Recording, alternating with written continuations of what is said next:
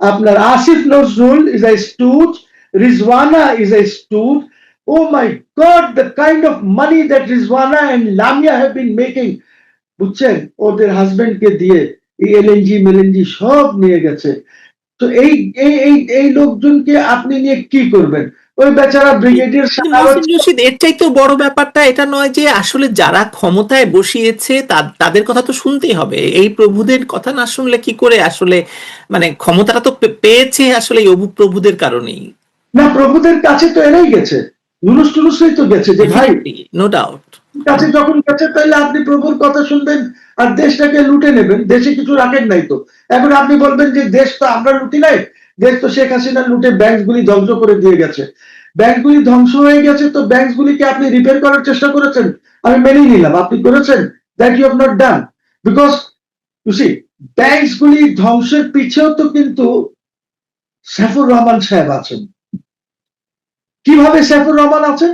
Because Saifur Rahman amended the preamble of Bangladesh Bank Order and or autonomous যে একটি ইয়ে ছিল, বাংলাদেশ ব্যাংকের যে স্টেটাস ছিল, সেটা উনি সাবজুগেট করে দিলেন ওনার মিনিস্ট্রির আন্ডারে।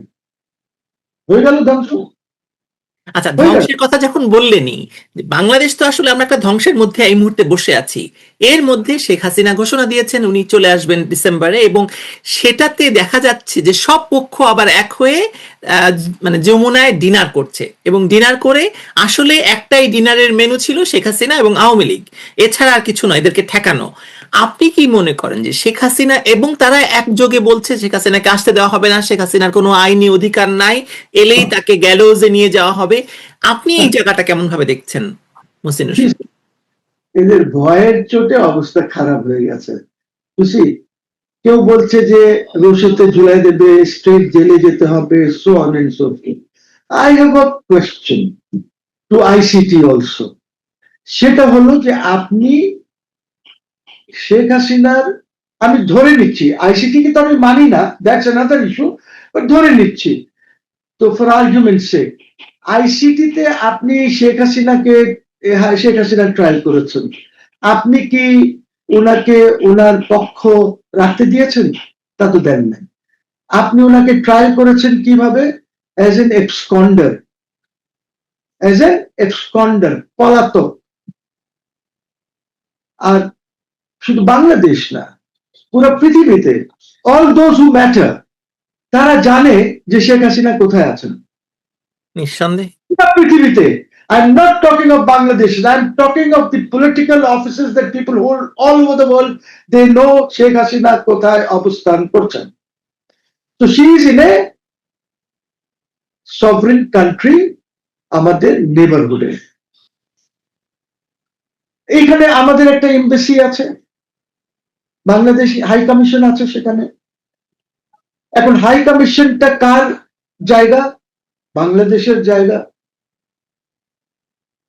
It might be in the Indian territory, but for all intents and purposes, that little space is a Bangladeshi territory.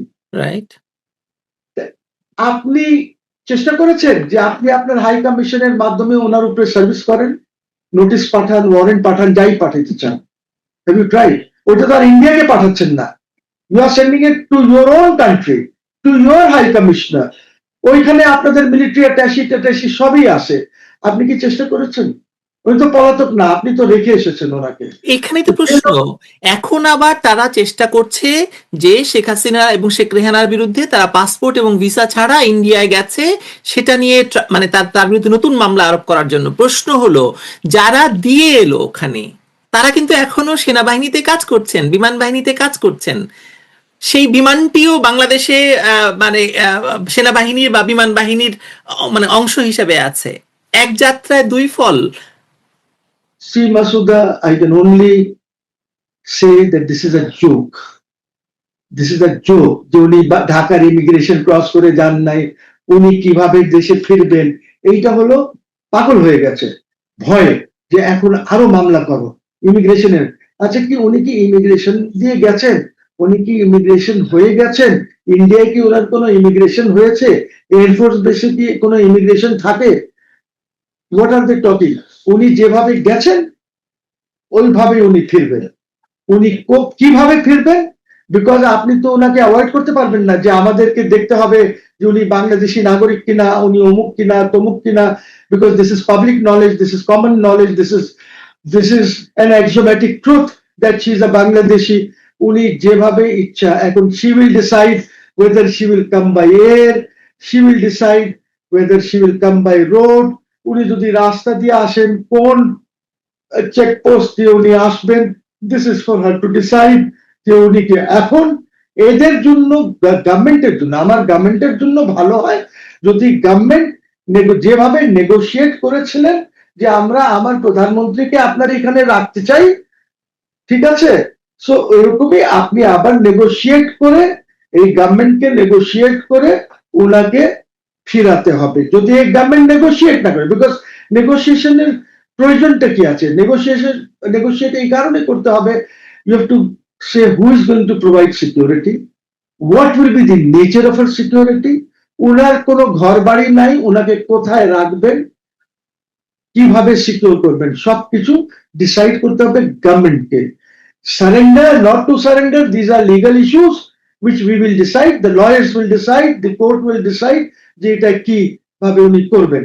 Because আপনি যেহেতু উনাকে আপনি কোনো ইসের চান্সই দেন নাই, আমি তো বললাম যে আপনি সার্ভিস করতে পারতেন, তো আপনি ওনাকে পলাতক দেখায় কি কেন, আপনি এবসকন্ডার কেন দেখালেন? You know where she is. So আপনি আমার এমবাসিকে, হাই কমিশনকে ইউজ করেন নাই, কিছু করেন নাই। এখন আপনি she might come and claim retrial, she may come and file an appeal. এখন এত সব মাতবররা আছে, কেউ বলে না আপিলের সময় চলে গেছে, আপিল করতে পারবে না, অমুক করতে পারবে না। মহসিন রশিদ, আমাদের আইসিটি, আপনি আইসিটি মানেন না, কিন্তু আইসিটি তো প্রেসিডেন্স আছে, বাচ্চু রাজাকারের প্রেসিডেন্স আছে, আইসিটি প্রেসিডেন্স আছে, আজহারের, এটিএম আজহারের প্রেসিডেন্স আছে। আর 2009 এর পরে যা আছে, যে প্রেসিডেন্স গুলি আছে, কোর্টের আছে, অনেক কথা আছে। ইউসি, সব কথা তো বলা যাবে না। সিনহা তার বইতে লিখেছে, সো দ্যাট বই is a document which says that উনি প্রতীকী করতে চেয়েছিলেন, নাম্বার 1, which says that আমি এখানে বসে যখন ওদের যে আপিলস গুলি শুনছি, এই আপিলস গুলি শোনার সময় দেখছি যে জাস্টিস ওয়াহাব মিয়া খালি ডিসেন্টিং দিচ্ছেন, সবাই একিউজকে ছেড়ে দিচ্ছেন, অমুক করছেন। আমি ওয়াহাব মিয়াকে সরিয়ে দিলাম বেঞ্চ থেকে। হ্যাঁ, so this things are there, this are documented. So প্রশ্ন হচ্ছে যে আপনি এই যে 2009 পরে আজাদ টাজাদ, যাই হোক, আমি তো এটা মানি না, সেটা তো আরেক কথা। এর মধ্যে আরো আছে, আপনি তাজুলকে স্পেশাল পাবলিক প্রসিকিউটর করেছেন সেখানে। তাজুল তো বাবা ওয়াজ এ ডিফেন্স লয়ার 2009 এর পরে, সে তো যখন জামাত না, উনি তো পক্ষে ছিলেন। যখন আপনি তাজুলকে সেখানে দিলেন, তখন 30টা মামলা পেন্ডিং ছিল ওই কোর্টে। সো আর defence lawyer all of a sudden becomes এবং তাজুল সাহেব বলেছেন যে হ্যাঁ, এটা হতেই পারে, একজনের পক্ষে কোনো সময় ডিফেন্সে থাকতে পারে। I mean, that's all bullshit, that's all nonsense, you see. So ওই কোর্টই তো। তো এখন যেটা দাঁড়াচ্ছে, মহসিন রশিদ, আমাদের তো গ্রস অনেকগুলো হয়েছে। যে ব্যক্তি ইউনূসের আমলে থাকলেন অ্যাটর্নি জেনারেল, তারপরে পদত্যাগ করে হলেন এমপি, তারপরে এখন আইনমন্ত্রী, যিনি আইন করেছেন তিনি এখন আইনের প্রয়োগ করছেন। মানে আপনি দেখুন, মানে এটা কি গ্রস নয়?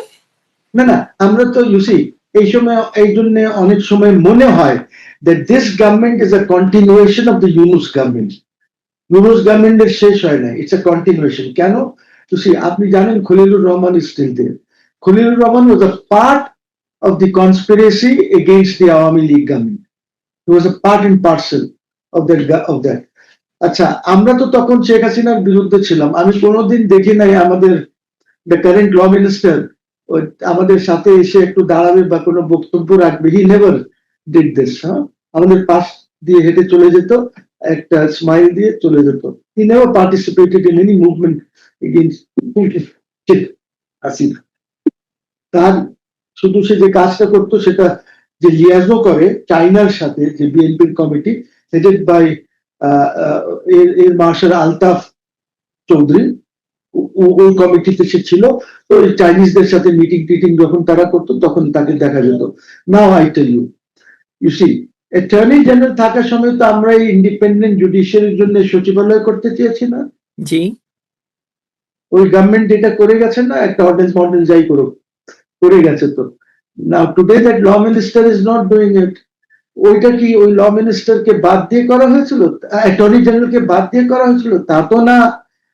সিমিলারলি আপনি হিউম্যান রাইটস কমিশন দেখেন, the whole human rights commission resign যখন ওরা এটাকে ইয়ে দিল না, ওটা কি ওনাকে বাদ দিয়ে করা হয়েছিল? No, actually the bottom line is that they want to maintain total control over the judiciary, total control.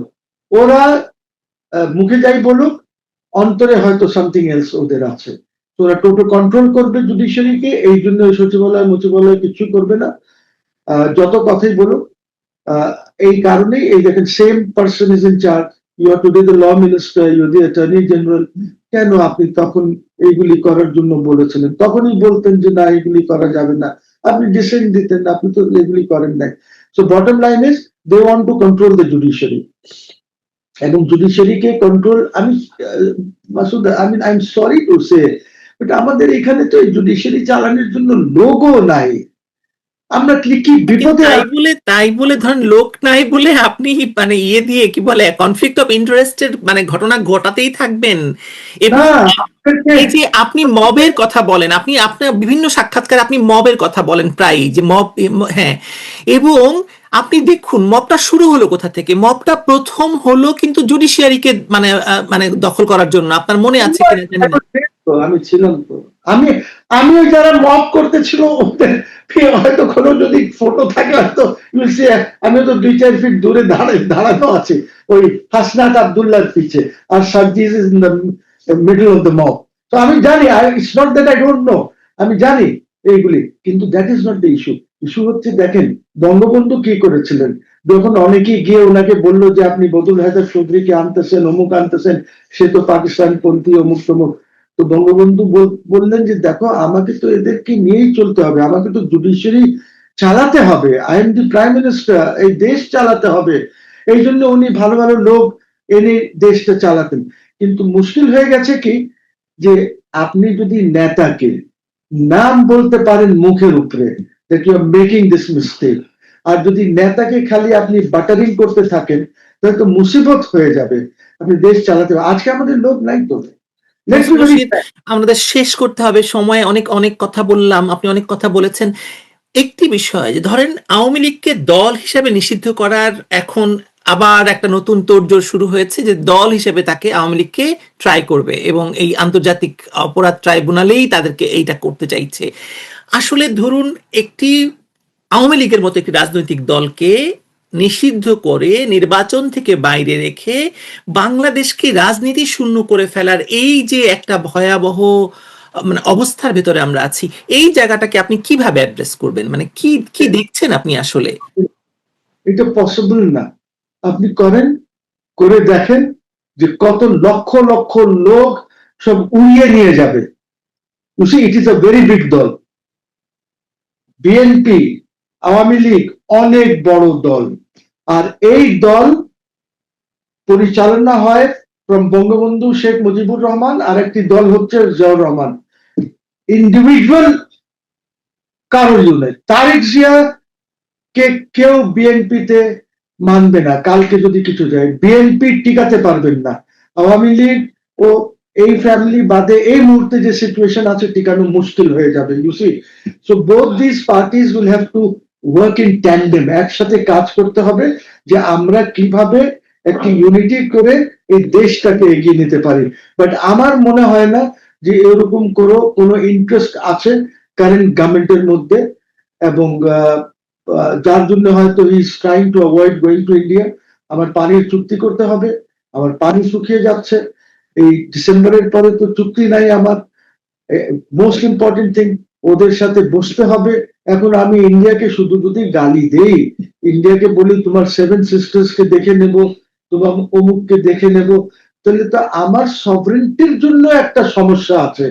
It will be very difficult for us to maintain sovereign Bangladesh আপনি যদি চোখ দেখেন, it's a mid power, but it's a very super power না, super পাওয়ারের পরে যে পাওয়ার, ওই পাওয়ার হলো ইন্ডিয়া। সো আপনি ইন্ডিয়াকে চোখ রাঙাবেন, আপনি ইন্ডিয়ার সাথে ব্যবহার খারাপ করবেন, আর আপনি চাইবেন যে ইন্ডিয়া আপনার সাথে করুক। এখন তো আমাদের দেখেন, আপনি তো you stay in a foreign country, আপনি জানেন যে আজকাল এনভায়রনমেন্টাল ইম্প্যাক্টের জন্য ইউরোপে সবখানে যে ড্যামস আর ব্যারাজেস আছে এগুলি ভেঙে দিচ্ছে, this are being destroyed. So আমাদেরকে তো হয়তো এইগুলিও আলাপ করতে হবে ইন্ডিয়ার সাথে, যে ভাই আপনি ফারাক্কা এটা করেছেন, দেখেন ইউরোপে অমুক হচ্ছে তমুক হচ্ছে, সব জায়গায় আসেন আমরা এটাকে এই আলোচনার জন্য তো আপনাকে সম্পর্কটা তৈরি করতে হবে। সম্পর্কই তো আসলে একেবারে ডক্টর ইউনূস জিরোতে নিয়ে আপনি আপনি কথায় কথায় সেভেন সিস্টার আলাদা করতে চাইবেন, আপনি মানচিত্র বদল করতে চাইবেন রাষ্ট্রীয় অনুষ্ঠানে, কি করে আপনি সে দেশের সাথে সম্পর্ক ভালো করবেন? আমরা সেই জায়গায় না যাই। আমার সর্বশেষ প্রশ্ন হচ্ছে, এই মুহূর্তে বাংলাদেশে আপনি জানেন যে আমার কলিগরা, আমার মানে সাংবাদিক বন্ধুরা অবৈধভাবে আটক রয়েছে এবং তাদের তাদের বিরুদ্ধে মানে প্রতিবেদনও দেওয়া হচ্ছে না। আছেন বন্দী আছেন শাহরিয়ার কবিরের মতো একজন বর্ষিয়ান মানুষ, আছেন বন্দী সাবেক প্রধান বিচারপতি। আপনি কি কোনোভাবে কোনো মানে পথ দেখেন এদের এদের মুক্তির জন্য? দেখেন, আমি তো বেলের পক্ষের লোক, বিকজ আমি মনে করি bail is a matter of right, এবং এই কারণে মনে করি বিকজ এরা তো কোথাও পালাবে না, বয়স হোক বা যাই হোক, you can always keep an eye on them যে কে কোথায় আছে। তো ওদেরকে ছেড়ে দেন, তারা তাদের বাসায় থাকুক, আপনার আইসিটিতে এসে। আর আইসিটির মধ্যে তো আমরা দেখছি দুই ধরনের কাজ হচ্ছে। একটা হলো আপনি আইসিটিতে ট্রায়াল করছেন আর্মি অফিসারদের, ওই যে 11 জন না কয়জন আছে, বাট 15 জন, they are not staying in jail, তারা তো ওইখানে মেসে থাকছে, আর্মির মেসে। মেবি রিস্ট্রিকশন আছে তাদের উপরে, মেবি, বাট তারা ওইখানে থাকছে, তারা তো আর জেলের ভাত খাচ্ছে না, তারা মেসের ভাত খাচ্ছে, মানে ওইখানে যেটাই খাওয়া টাওয়া দেওয়া হয়। তো আপনি বৈষম্য কেন? মহসিন রশিদ, আমি কিন্তু গতকালই এই মানে 15 জন যে সেনা কর্মকর্তা আছেন তাদের মানে আইনজীবীর মানে সাক্ষাৎকার নিয়েছি। তিনি বলেছেন, দাবি করছেন যে এই সেনা কর্মকর্তাদের অফার দেওয়া হয়েছিল যে হয় তুমি সাক্ষী হও না হলে আসামি হও, কোনটা হতে চাও? আপনি ভাবুন যে আইসিটির বিরুদ্ধে তো আমরা ঘুষ নেওয়া, লেনদেনের অভিযোগ থেকে শুরু করে রাজসাক্ষী কেনার অভিযোগ থেকে শুরু করে হেন কোনো অভিযোগ নেই যেটা আমরা জানি না। তো এখন এই আইসিটি কে আপনি চ্যালেঞ্জ করছেন, আপনি এর পরিণতি কি দেখছেন? ধরুন আইসিটি কে বাতিল করা হলো, তাহলে শেখ হাসিনার মামলার কি হবে, এইগুলোর কি হবে? আপনি শেষ করুন এই বক্তব্য, মানে এই বক্তব্যটা দিয়ে। না না, আমি তো মামলা হারবো, আমাকে তো রুলও নিতে দেবে না, because government is going to come and oppose it. আমি একটা রায় নেব ওদের থেকে, রায় নিয়ে আমি অ্যাপিলেট ডিভিশনে একটা অ্যাপিল ফাইল করে ছেড়ে দেবো। when times are good I will move the appeal, we'll see, we will see. But আমি তো, ইফ ইউ থিঙ্ক দ্যাট আমি এখানে, আমি তো জানি না যে কি হবে, আমি জানি তো, বিকজ আমাদের তো বিচার ব্যবস্থা ওরকম না, it's not an independent court. আপনি যদি কোর্টের মধ্যে যান, আপনি দেখেন গভর্নমেন্ট পুরো বেঞ্চ একদিকে তারা ধরে রেখেছে, এবং কোর্ট কোনো আদেশই দেয় না ওদেরকে জিজ্ঞেস না করে।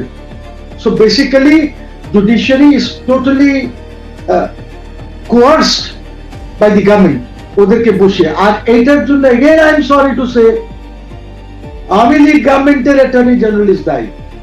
Who is he? Is Mahmudul Islam, a very respected lawyer. উনি এদেরকে রিক্রুট করে এই জায়গায় বসিয়েছেন। এর আগে কোনোদিন কোনো ডেপুটি অ্যাটর্নি জেনারেল কোনো থাকতো না, জাজেস ইন্ডিপেন্ডেন্টলি শুনতো, শুনে তারা আদেশ দিত। এখন it doesn't happen. So I'm sorry, until